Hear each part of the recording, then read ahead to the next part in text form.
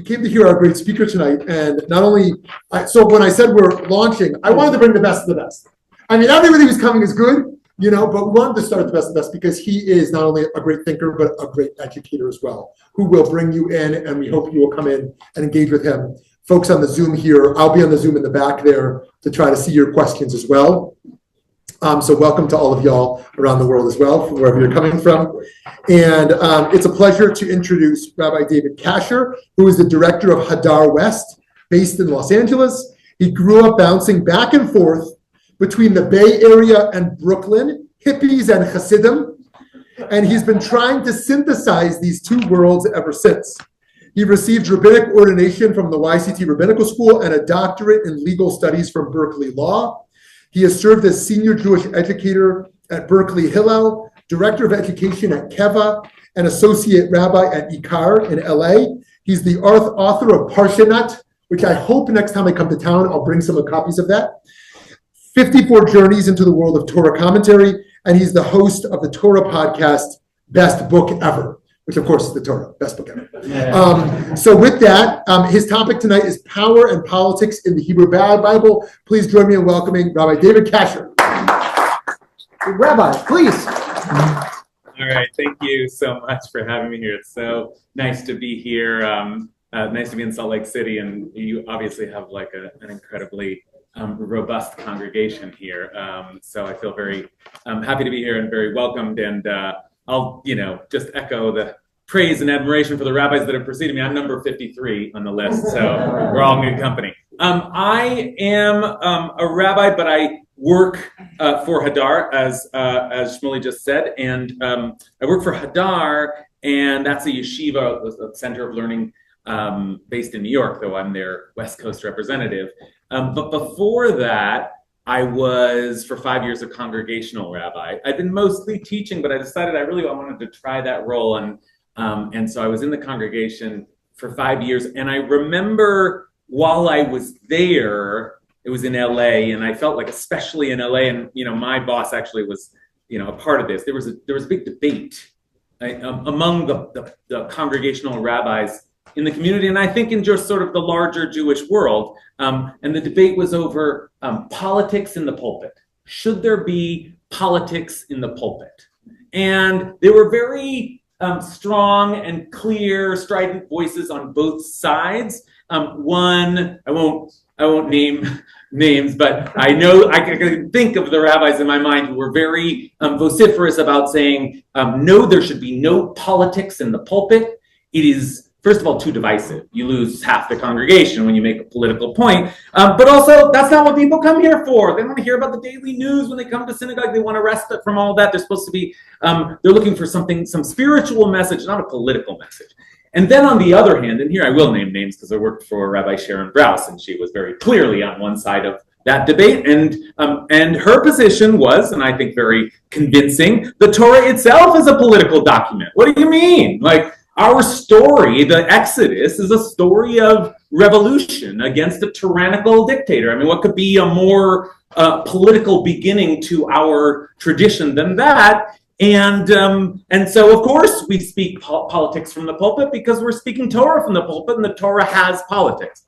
To which the other side would respond, okay, yes, fine, agreed, the Torah has political themes and images and even laws in it, but you don't know how to apply all of those laws to our contemporary situation. What makes you the expert that you can say, oh, this is how we should think of the Torah's mandate in light of the current political landscape? To which the other side would then respond, well, someone's got to be a voice of moral authority. Who's going to speak out for justice in a corrupt world, if not religious leaders? So back and forth and back and forth. And I mostly just tried to avoid, I was, a junior rabbi, and so I mostly tried to avoid taking sides, although, I worked for someone, so I took her side. But tonight, I want to take a little bit of a middle position, and to say that, which is to say that indeed the Torah, and really not just the Torah, but the Hebrew Bible. I called the talk tonight, Power and Politics in the Hebrew Bible, because I'm thinking of the whole Hebrew Bible, the Tanakh, and especially what we call Nevi'im Rishonim, the first books of the prophets, the narrative sections of the prophets, is indeed a political document. It's not just a political document, but it is the discussion of the political life of Israel, the establishment of a new state and society, and the leaders that would govern that state, and the laws that would govern, the rise of the kings of Israel, and then eventually the falls of the kings of Israel. It's all politics. There's like book after book of politics, and I want to say, I want to claim, I guess, that there is in the midst of all of that not just politics in the Bible, but a distinct political theory that emerges from our textual tradition, from our sacred scripture. And it's a theory of power. And I would be nervous about applying it directly to any given specific political situation. That's just maybe above my pay grade. But I do think that the theory is there and presented to us to think about in a general way how we ought to regard political power. Okay? And that's the theory that I want to try to tease out and present and then discuss with you tonight. And it is a theory of power, and it centers especially around a particular office of power, and that is the power of the king and of the kingship.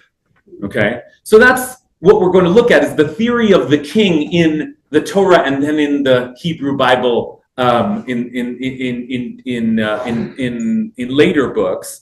The only trouble is that theory that I've just claimed that I can present you with is actually very difficult to ascertain, because right from the start, it is sort of cloaked in ambiguity. Like the Torah seems to be telling us something, but from the very start, and I will say even from the very first word that we're going to look at tonight, there is a lack of clarity. And the very first word that we're going to look at tonight is in Hebrew the word ki. Now, does anyone know how to translate the word ki in Hebrew? Good. I hear a lot of because. That's one translation. Any other translations? What's that? Oh, no, sorry. Okay, because is the way we usually translate it today, but ki is a word that is used in lots of different ways. In the Bible, Rashi says there are 6 different meanings to the word ki. And here you can see from my translation that the whole debate around what the Torah is telling us in some ways centers around how we read that very first word ki, and does it mean if, which is a possibility, a possible meaning of ki, or does it mean when? When? Okay, that's where we'll start. Do you think that this first verse is saying if or when? So let's read this passage from Deuteronomy, which gives us what's called Mishpat HaMelech, the law of the king.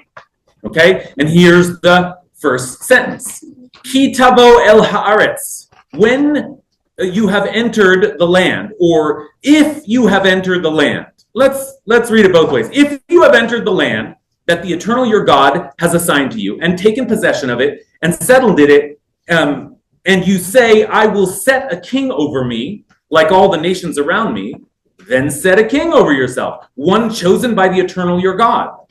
Be sure to set as a king over yourself one of your own people. You must not set a foreigner over you, one who is not your kin. Okay.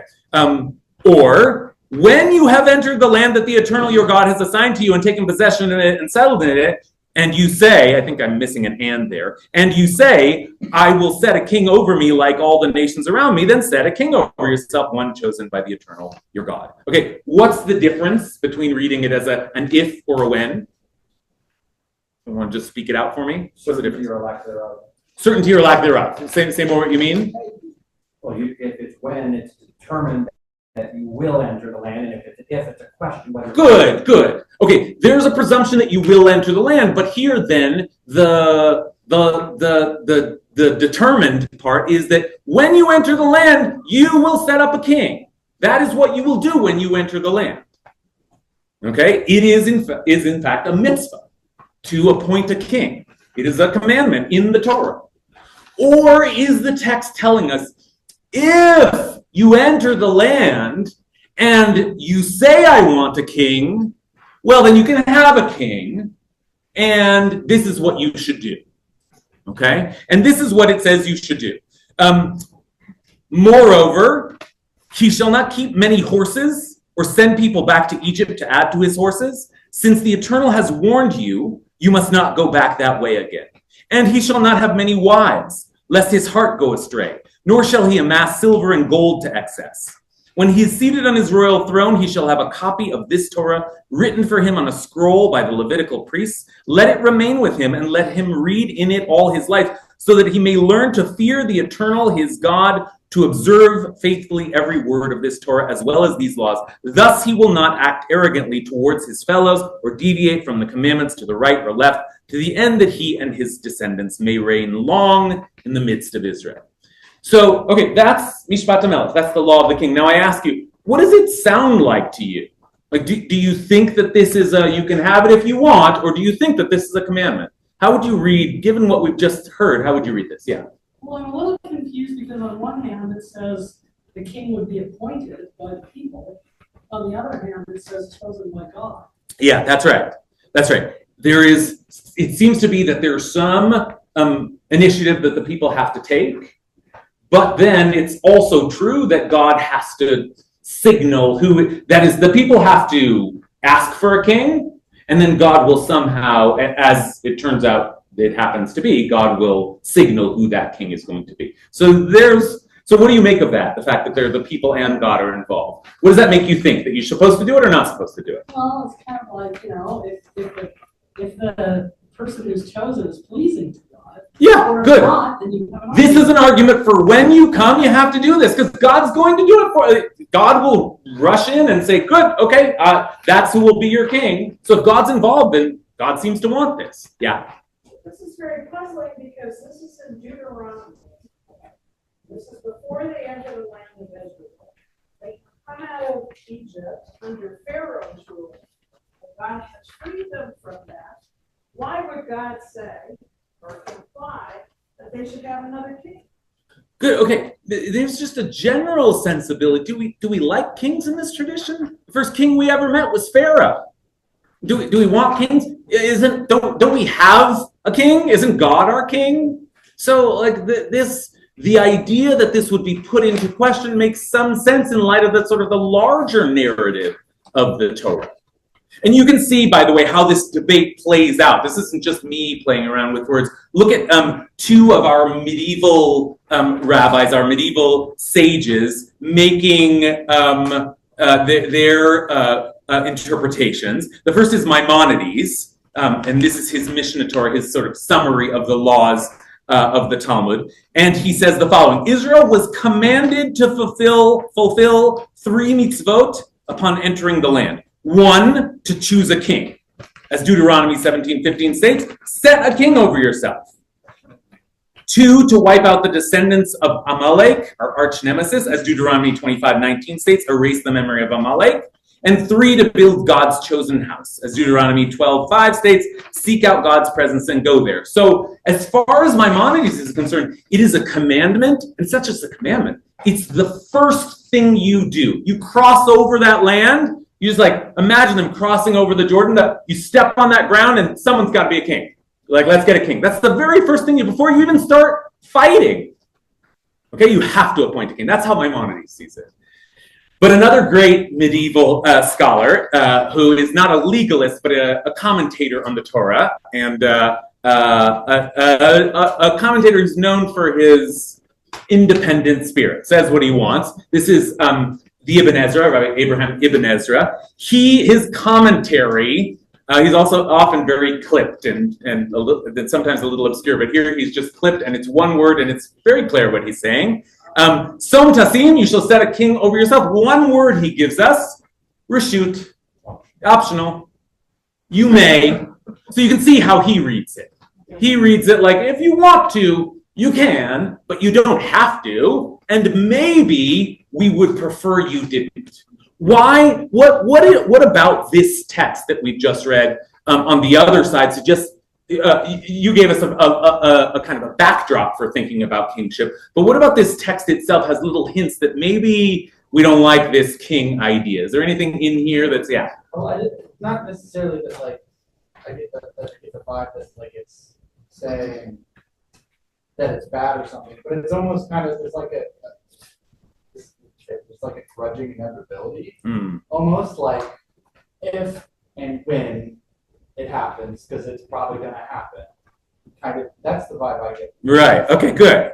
So I think that's fair. Let's just talk about the feeling of this text. It sounds like the text itself is that, listen, if you get there and then you end up saying, why does it add and you then say, this was your question, what do the people have to say, okay, now we want a king? Isn't it just a commandment to, okay, when you come to the land, appoint a king? But there's something about like, and if you say, and by the way, when they do say they want a king, what exactly, how do they put it? There's a suspicious phrase in here. Do you see it? Anyone? Something like something that should raise our kind of Torah eyes when we read it, which is, I will set a king over me like all the other nations around me. That's like not usually the messaging that the Torah uses. Just be like all the other nations.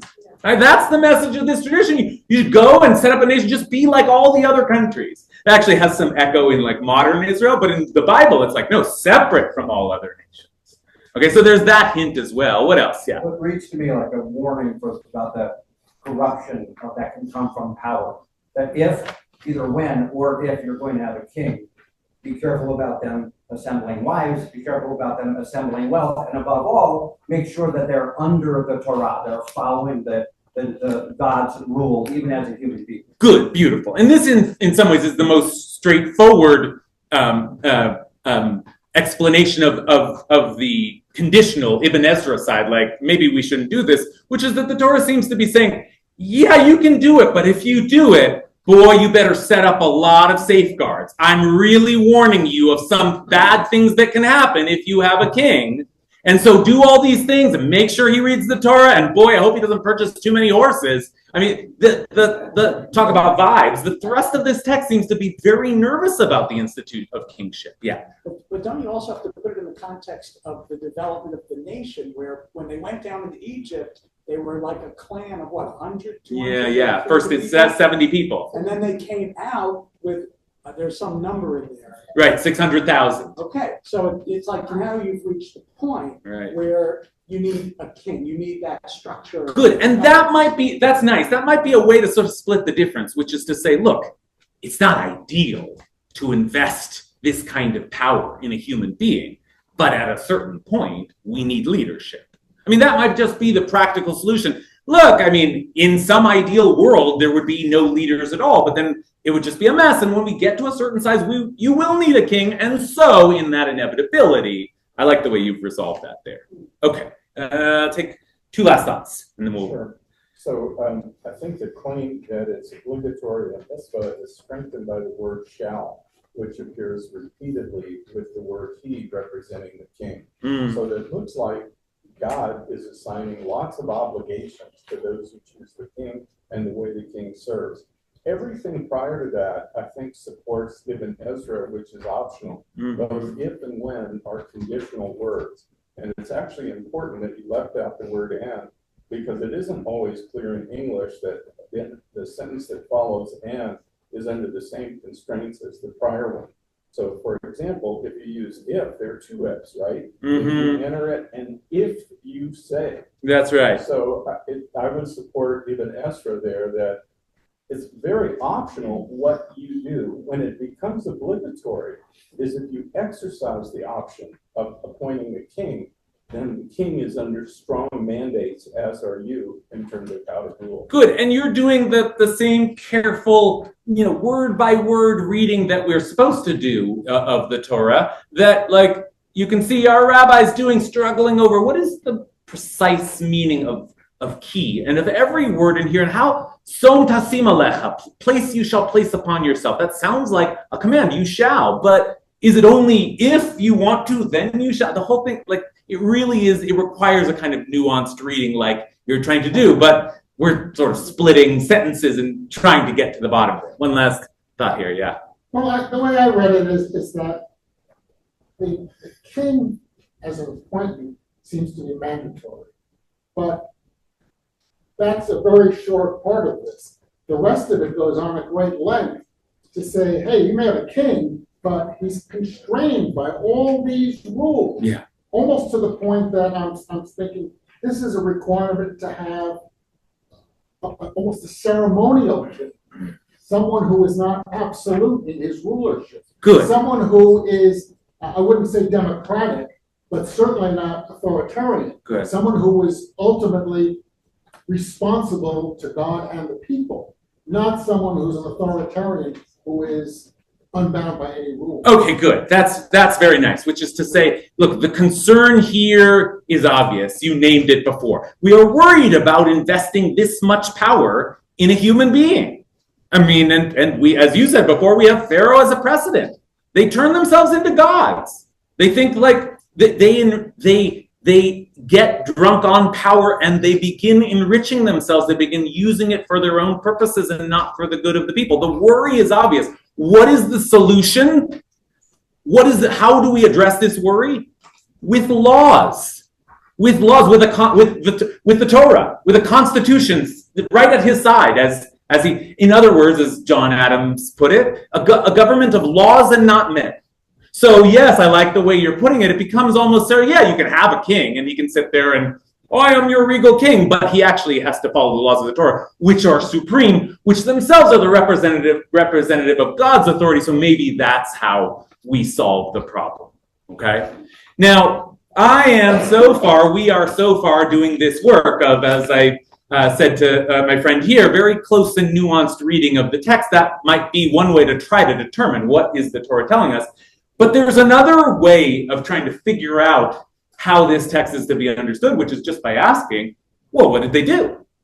I mean, they did actually eventually cross over into the land. Maimonides tells us their very first mitzvah was to appoint a king. Did they do that? Judges. Oh, very good. In the book of Judges is where we'll head next. And the answer to the question is, I think you're implying, no, they did not. No, they did not. Moses was our leader as we wandered through the desert. And then Moses transferred power to Joshua. And that's the next book after the Torah, the book of Joshua. And that's a book of conquest of the land. Now, wait a minute. Maimonides was telling us the conquest happens after they appoint a king, but they were already conquering the land. And Joshua is not a king, was never called a king. Okay. Well, then what? What happens next? Who takes over after Joshua?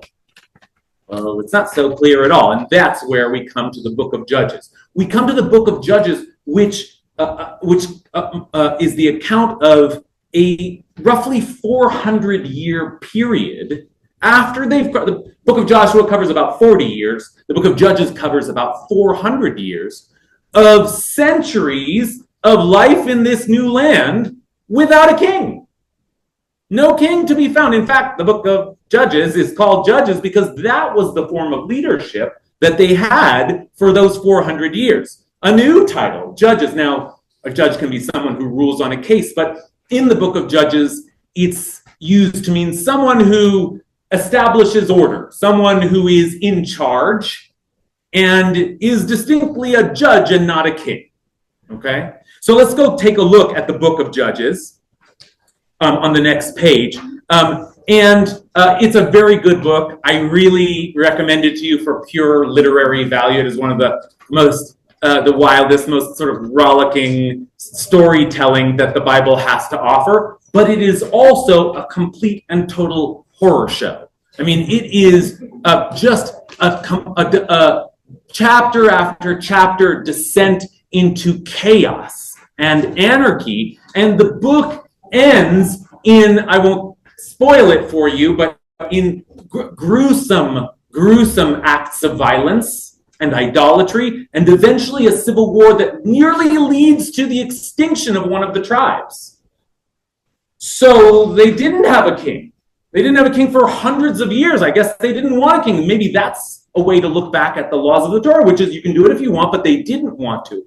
And yet, the book of Judges, this period of chaos, is framed, and in fact, its last, I will spoil it in a way, because I'm going to give you the last line of the book of Judges. It was not a plot point, but it is a strong messaging point. The last line of the book of Judges, and it's a line that repeats itself in the last chapters of Judges 4 times. So I've given you all the instances, but it's the 4th here on the page, which is the very last line after truly the most horrifying scenes that our Bible has to offer. The last line in the book of Judges is, "V'yamim hahem ein melech b'Yisrael, ish hayashar be'einav yaseh." In those days, there was no king in Israel, and everybody did what was right in their eyes. Everyone did as they pleased. Everyone did what was right in their eyes. Okay? And that's the last line of the book of Judges, but it's a line that the book of Judges starts to mention and repeat again and again. Look at the first instance of it on the top of the page. Now, this man Micah had a house of God, and he made an ephod, a priestly coat, and oracle idols, and he had instructed one of his sons to be a priest. This all sounds weird. Like, what is this guy doing? Just setting up his own little temple in his house of idolatry? In those days, there was no king in Israel, and everyone did as they pleased. Okay? So this is the refrain, this sort of echoing refrain that we get at the end of the book of Judges. And if that's the last line of the book of Judges, and the book of Judges has been a period of immense chaos and violence, then what is that line telling us? How are we supposed to read that line? In those days, there was no king in Israel, and everybody did as they pleased. What's the message of the book? They messed up. They messed up. They were supposed to have a king. Many, I would say most readers, interpreters of the book of Judges understand this line to mean there was no king in Israel. And see what happens when there's no king?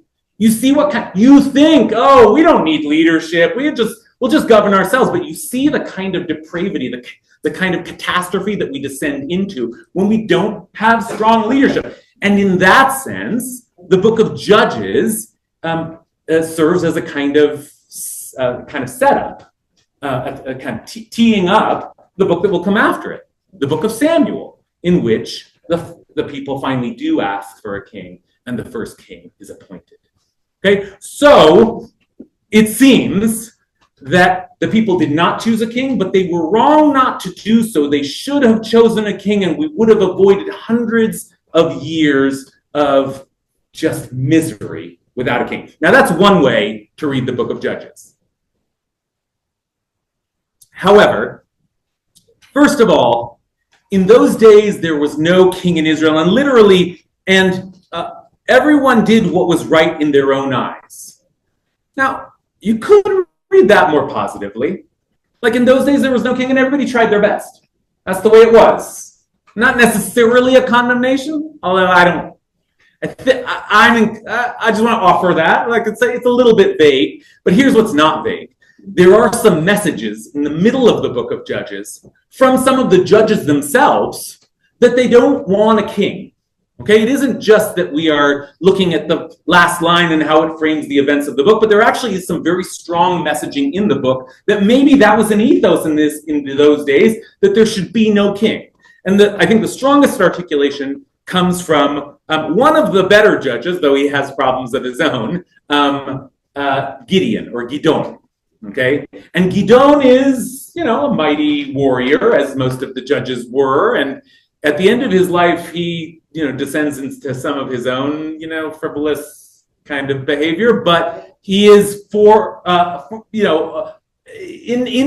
balance, he is a pretty good leader, and good enough that the people approach Gidon and ask him to be their king. This is really maybe the closest we get to, although it isn't the whole people of Israel, it's just a group of men that approach Gidon and say, here's the last source on the page. Then those who fought on Israel's side said to Gidon, rule over us, you, your son, and your grandson as well. And that makes it really sound like it's not just we like you, but you will become the first in a lineage, in a monarchy. That's part of the way we understand the king, and even in the laws of Deuteronomy, that the king, parts of what's special about the king is not just that he's the leader, but that his children can also become the leader. So that seems like what they're suggesting here. But Gidon, for you have saved us from the Midianites. But Gidon replied, Lo emshol ani bachem, v'lo yimshol b'ni bachem, Hashem yimshol b'chem. I will not rule over you, nor will my son rule over you. Only God shall rule over you. That's a very clear, it's all clear, almost like a bumper sticker version of the political theory that I've been suggesting from the outset, which is no kings. You know, like the rallies say, no kings but God. We have a king. It's not no kings, it's no other kings. Only God is our king. And there you have it. There's a very strong message there that Gidon seems to be articulate. We could just stop there. Maybe that's it. Maybe that's the theory. But is it Gidon's voice that we're supposed to listen to in the book of Judges, or is it that last line that tells us, you know, after everything you just saw, the reason for all of that craziness was that there was no king in Israel, and everybody was just doing whatever they wanted, and that's where we are led to. Okay? So, that does set us up for the book of Samuel. And the book of Samuel is called the book of Samuel, even though it's mostly about the first kings of Israel, because Samuel is the last of the judges. Samuel was one of the Shoftim, the judges, but he is a continuation from the previous book, but he is the judge that is ruling when the people finally come and very explicitly ask for a king. Okay, so let's take a look at that scene and let's see how Samuel reacts, because I think you'll see that Samuel is very much in the judge-like tradition that has been set by Gidon. Okay, Samuel, just to spoil a little bit, doesn't like the idea. Okay, so let's take a look at what Samuel says. All the elders of Israel assembled and came to Samuel at Ramah, and they said to him, "You have grown old, and your sons have not followed in your ways." That was part of the problem, is that Samuel's sons seemed to be corrupt and enriching themselves anyway. So, you know, if you can't trust a judge, might as well have a king. There seems to be something in there. But then they say, "Therefore set a king over us, Simu lanu melech, to judge us like all the other nations. The shoftenu kachol hagoyim." To judge us, to do the same thing that the judges have been doing, but like all the other nations, we don't want just some judge figure to rule over us. We want a king, like all the other nations. And again, I read that line as a little bit of an ominous phrasing, we'll just be like all the other nations. Okay, but they have asked now. Finally, we have a commandment in the Torah that says if you ask, you get one. So they've asked, did they get one? But it was very bad in Samuel's eyes. It was very bad that they said, give a king to judge us. So Samuel prayed to the Eternal. Samuel didn't like the idea, and so he turned to God and said, what should I do? Should I give him a king? And listen to what God says. The Eternal replied to Samuel, heed the demand of the people in everything they say to you. Okay, maybe that sounds expected, right? God had this law in the Torah. They've activated it. For it is not you that they have rejected. It is me that they have rejected as their king. Like everything else they have done ever since I brought them out of Egypt to this day, forsaking me and worshiping other gods, so they are doing to you. Heed their demand, but warn them solemnly and tell them about the law of the king who will rule over them. Okay, so at this point, we were wondering about God's involvement, God's divine sanction of the kingship. But at this point, Samuel doesn't like it, but it doesn't seem like God is happy either. It is me that they have rejected as their king. Doesn't seem like God wanted. And now we have some evidence that maybe it was conditional all along. If you want to, you can have a king, but I really don't want you to, because hey, it's me, God, I'm your king. I'm the one that you should be looking to. But God is fed up. It's been 400 years and they don't pay any attention to me. Yeah, they don't have a king, a human king, but they don't listen to me either. They've rejected me. And you know what? I said they can have a king if they want. So just go tell them now, Mishpat HaMelech, the law of the king. Now, at this moment in the story, God is hurt and angry. Samuel is hurt and angry. But the next directive is, okay, tell them the law. Now, what do you think Samuel will tell them next? What is Samuel supposed to say next?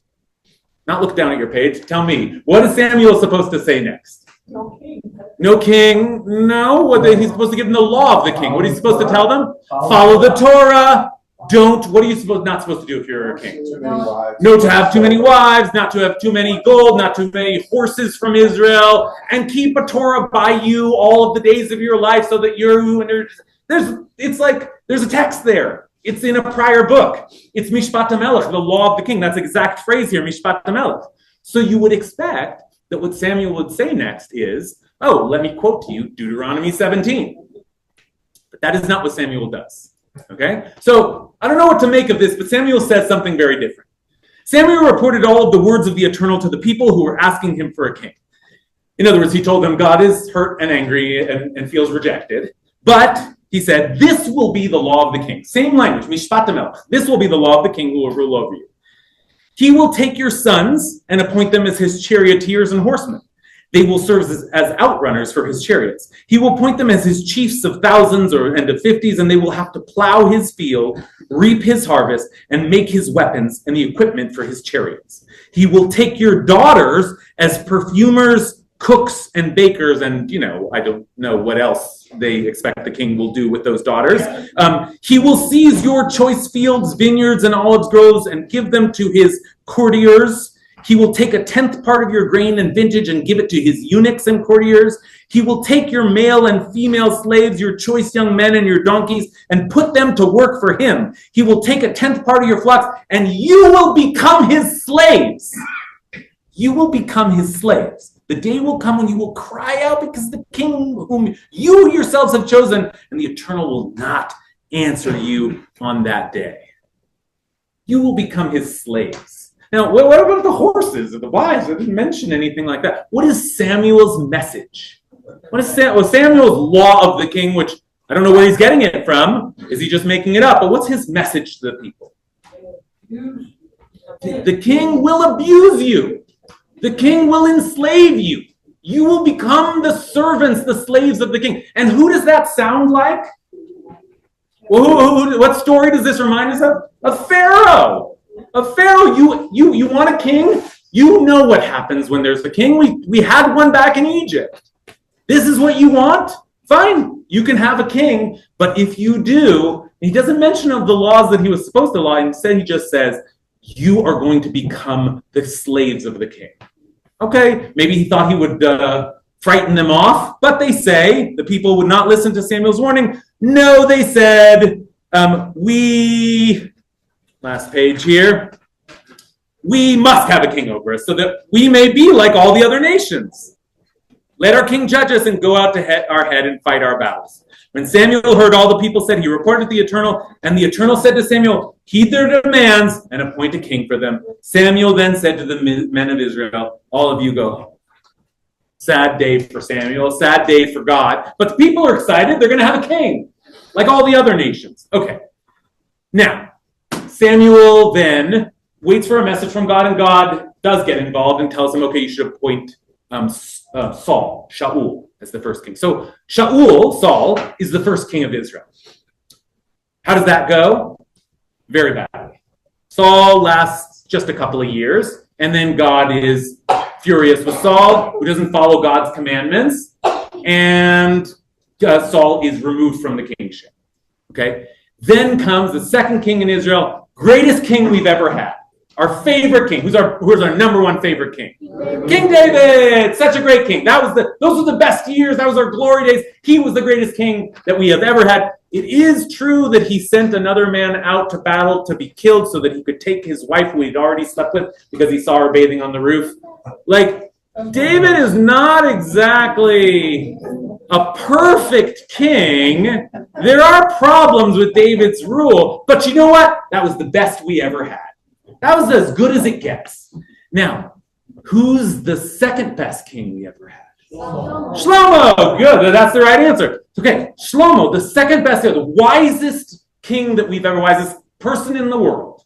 Okay, so not bad. First king was a fail. Second king had some problems, but we love King David. Okay, here's the third king. Just the third king of Israel, Solomon, the wisest man that ever lived. Let's take a look. And Solomon, by the way, not just smart, built the temple. David didn't build the temple. It was David's idea, but Solomon built the temple of God. Okay, that's pretty good. So Solomon should be our second favorite king. So here is the story of the second best king ever in Israel. Okay, Solomon assembled chariots and horses. He's building the temple. He had 1,400 chariots and 12,000 horses, which he stationed in the chariot towns and with the king in Jerusalem. The king made silver as plentiful in Jerusalem as stones, and cedars as plentiful in sycamores as sycamores in the Shephelah. Solomon's horses were procured from Egypt at a fixed price. Bam, bam, bam, bam. Like there should be red alert going off for like, okay, he has horses. He got them from Egypt. Like it seems like such a random detail, but it was the one of few things that the Torah said not to do, which is to go back to Egypt to get more horses for the king. But he did it. He went back to Egypt and he got them at a fixed price. A king, what are you going to do? It's a good deal. The king's dealers would buy them for a fixed price. A chariot imported from Egypt cost 600 shekels of silver and a horse 150. These in turn were exported to them by all the kings of the Hittites and the kings of the Arameans. Okay, well, that's not good. I mean, he's already violated one of the very few basic laws of the kingship. Now, what do you think is coming next? A disaster. Any predictions for what Solomon's about to do next? Wives. That's right. Wives. Solomon loved many foreign women in addition to Pharaoh's daughter. Pharaoh's daughter. Okay, but yeah, loved many women in addition to Pharaoh's daughter, Moabite, Ammonite, Edomite, Phoenician, and Hittite women. From the nations which the Eternal had said to the Israelites, none of you shall join them, and none of them shall join you, lest they turn your heart away to follow their gods. Such Solomon clung to and loved. He had 700 royal wives and 300 concubines. Remember, the king wasn't supposed to have too many wives? I think this counts. 1,000 counts as too many. We didn't get that message from Utah. Yeah, right. I should have set up that joke, but thank you. This is why your rabbi's on the list. Okay. And he had 300 concubines, and his wives turned his heart away. In his old age, his wives turned Solomon's heart away after other gods, and he was not as wholeheartedly devoted to the Eternal, his God, as his father David had been. Solomon followed, this is King Solomon, who we have like pictures up in our sukkah. Like King Solomon, yay, King Solomon, wisest king of Israel. Solomon followed Ashtoreth, the goddess of the Phoenicians, and Milcom, the abomination of the Ammonites. Solomon did what was wicked to the Eternal and did not remain loyal to the Eternal like his father David. Then Solomon built an altar for Chemosh, the abomination of Moab, on the hill near Jerusalem, and one for Molech, the abomination of the Ammonites. Those names may mean nothing to you, but Molech is one of the few gods that the Torah takes time to say, do not worship the god of Molech, because the way that you worship the god of Molech is through child sacrifice. Okay? Like, this is King Solomon, and he is worshiping idols in the temple in Jerusalem. Okay, so I'm going to calm myself down a little bit because I do feel like the first time I read this, and I don't know how old I was, I feel like I was like a young man when I suddenly was like, this is King Solomon? This is our king, the one I've heard about, King Solomon? Okay, so it happened. Like we asked for a king. God wasn't happy about it, but God gave us a king, and then it didn't work, and then it sort of worked pretty well, and then, boy, like, this is almost as good as it gets. We're still celebrating King Solomon. It's all downhill from there. There are many more kings in Israel that just get worse and worse. I mean, don't even talk to me about Ahab, right? So that's the material. What do we do with it? I mean, what do you think? What's the upshot here? Was it a mistake all along to ask for a king? What went wrong here? I suggested to you at the outset that the Hebrew Bible has a political theory for us, a theory of power, a theory of kingship. What is it? Let's now try to put it all together. Yes? King's supposed to be the servant of God. King's supposed to serve the people. All people are equal under the law, and the king shall not be above the law. Okay, good. And shall not be above the law. And you're saying, and it's okay, and you're saying, and it's okay to have a king, It is okay to have a king, but it should be, His role as is- long as the king is According to the law. good. Okay, fine. Another thought? Did you want to add? King should not be above God. King should not be above God. Okay, so there's an allowance for a king, but the king has to recognize the higher authority of the Torah. Any other sort of theories of what we got Just here? the lust for power, which is human nature. Yeah. And it's human nature, and nobody is immune to it. Nobody is immune to it. Not even the smartest man on earth. And in fact, as the Talmud recounts it, it's precisely because he was the smartest man on earth that he failed. Because the Talmud goes, King Solomon looked at the laws of the king and said, oh, I get it, right. You're not supposed to have horses and wives because they will, they're worried that a lesser man would have his heart turned away. But I get it. I understand the danger here. So I can do these things and not have my heart turned away. And he was wrong. He thought he was, and it's right. What's the word you just said? Ego. Look, let's turn back to the first text that we looked at. Thus he will not act arrogantly. Levilti rum levavo. He shouldn't raise his heart up above his brothers to deviate from the commandments. Inevitably, when you're put in a position of power, it's not just that you have power, it's that you begin to think that you deserve it, that you are above the law, that you're different, that you're better, that you're like a little, not like all these other humans, but like like a little god yourself. And that's when things start to go awry. Okay, other theories, yeah. So one historical context, the story of Gidon really mirrors that of our first president, George Washington. Plenty of people came forward asking him to be a king, and his response was in a lot of ways very similar. Yeah, that's interesting. Yeah, I mean, you might think of the president, the office of the president, as we have it, especially in this country where we really have we had a country formed in a kind of departure from the monarchy. So the president is like the shofet, the judge. That's another way we might think of translating the book of Judges, the book of presidents. Presidents are not kings. Presidents are okay, but kings, kings have the ability to transfer power to their children. Kings have an unlimited amount of authority, and so there's something leadership is not a problem, but a certain kind of leadership is too close to superhuman. Thoughts? I would like to take the story of Solomon and go up a level, more to a societal perspective. Solomon rule, and that is, as he built the temple, what he did is he traded with all the other countries, or all the other lands, I should say, in the region in order to build the temple. And Israel became one of the wealthiest lands or nations during that period of time. Once they became very wealthy, then corruption potentially sets in, as identified by the concubines of wives, the chariots, etc. And now the question is, how do you shift your leadership to manage that kind of change? And not all rulers can do that. And so now the question becomes, how can the nation change for a better course once that wealth and prosperity is developed?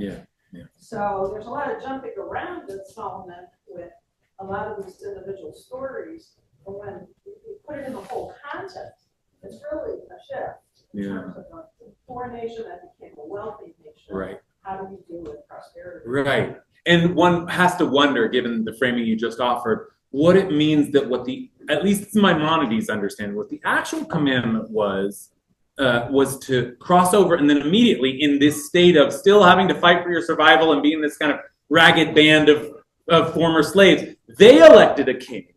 What if they elected a king? Then maybe that would have been a different kind of king. That may have been I'm thinking of Lord of the Rings or something, like the king who leads them to freedom. But this is a king who emerges at a time where power's already been established. He's the son of a great king. He's born into power. And so there's something about, as you're suggesting, there's something about that, a king arising under that circumstance that is even more perilous because it has all of the power and wealth at his disposal. Yeah. Any last theories of the king you want to put on the table? Yeah. The the failure to learn from history, which is a big issue for us today, we're repeating a lot of the same old cycles here in the United States. And look at the Jews of that time, not learning from history that what had happened with Pharaoh, and they allowed it to just, replay again. Yeah. Well, okay, good. This is this failure to learn from the past. We talk about it as you were saying, failure to learn from the lessons of history. Like they already experienced a tyrannical king. They should have known better. But I wanna offer another kind of possibility of something that they failed to do, which is to say that Samuel, in that scene where he's asked for a king, he didn't want a king. And maybe God didn't want a king either. Maybe the message of the Hebrew Bible is no kings but God. There should be no king. We can have leaders, but don't elevate them too high because the only true supreme leader is God. Full stop. Okay? That might be one way to make sense of the material we've just looked for. Or you might say, well, as some of us have said, it is okay to have a king as long as that king acknowledges God. David was the greatest king we ever had because, as the text makes clear, David was wholly devoted. He may have screwed up in some ways, but he was devoted to God. And Solomon, in the end, was not devoted to God, and that was the problem. But I think one other possibility, and it I think parallels your learning from history point here, is that when they asked for a king, God was insulted, hurt, upset. But what did God say? Tell them Mishpat HaMelech, tell them the laws of the king. And Samuel, at least as far as we know, never did that. Samuel never gave them the safeguards. Samuel wanted to terrify them, to scare them. Samuel gave them an alarmist, a kind of hysterical message like, you can't do that, you have no idea, you'll all become slaves to the king. But I think it's possible to say that maybe, first of all, that maybe Samuel's message was a little over the top, like, oh, you just want the power yourself, and come on, it's not going to be like that. You've amped this up so high that we just don't believe you. But more importantly, Samuel never told them the actual laws. He never gave them the Constitution. And maybe that was the problem. Maybe the idea is, yeah, this is not ideal. I wish they had just had me, God, as their king. But they want a king. Well, we've got a very clear blueprint for how that works. And Samuel, so angry and so wanting to instill fear in the people, he didn't follow God's instruction. He didn't do what God said and didn't give them the law of the king. Instead, he just made up his own law of the king. He called it the law of the king, but it was just his kind of fear-based message that you shouldn't do this, you shouldn't do this. And that's not what he was supposed to give them. He was supposed to give them Torah. He was supposed to give them God's word. And in that sense, Samuel also didn't follow God as wholeheartedly as he should have. Because in the end, there is some space for a king in our tradition, but it has to be safeguarded by our Constitution, by the Torah, which is, once again, the representative of God on earth. Yeah. Was Deuteronomy 17 written down and it exists? Yeah, we have actually. Obviously, there's the traditional view and there's the, academic, critical, historical view. But with Deuteronomy in particular, the book of Deuteronomy speaks of Moses's Torah as being written down by first by Moses, and then Joshua is spoken of as having the Torah of Moshe, which is assumed to be the book of Deuteronomy. So I don't know what, like in terms of actual writing, what was the totality of what they had, but they definitely had that Deuteronomy. That, at least by the account of the story, they had. Yeah. Any last thoughts or questions? Yeah. So just two things. So this is a king, and presumably he had access to Deuteronomy.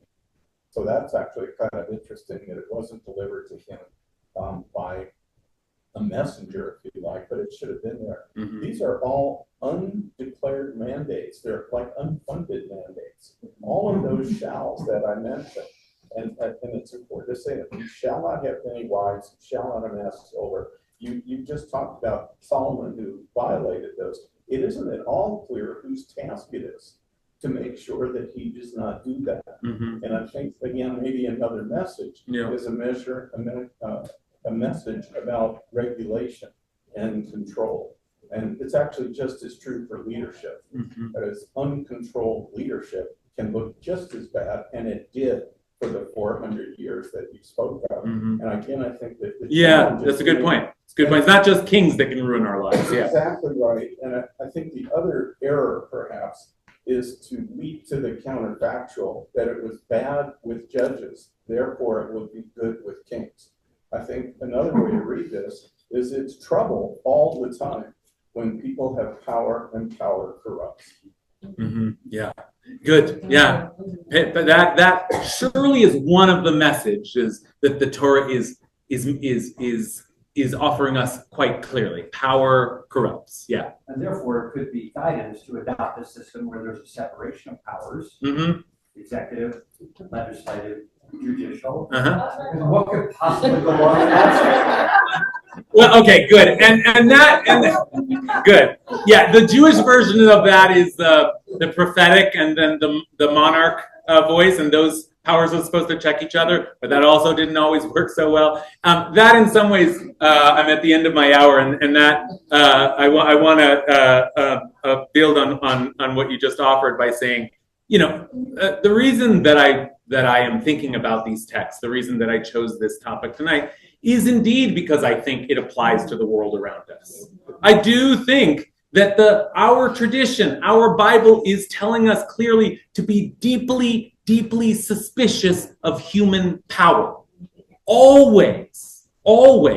And, like I said, there's a debate over politics in the pulpit, but what I'm trying to suggest is that it doesn't matter if it's Trump or it's Biden or it's right or it's left. It's like the message of the Torah is one that is eternal. We should always be on the lookout for tyrants. We should, from the days of Pharaoh on, we have known that there are tyrants in this world who will take us and make us their slaves, and we have to resist that. We have to resist that. It doesn't matter what's going on in this particular political landscape. That is a Jewish message for all time. No kings but God. And if there is a king, it should be a king who serves God. That's the political theory of the Torah as far as I can make sense of it. So thanks, everybody. Fantastic. What I could say is I've already been impressed with him for 20 years, but I'm really impressed with y'all and your engagement and your questions. And so thank you. And I'm just so excited for this partnership here in the community to continue to learn with you all and bring in great speakers. I'm in the back, so if you have ideas of other great speakers you want to bring in together, then we should talk. And thank you again, Rabbi Spector. Yeah, thank you so much. He's going to offer some final words here. Sure. Can you see why I was so excited about this? I mean, wow.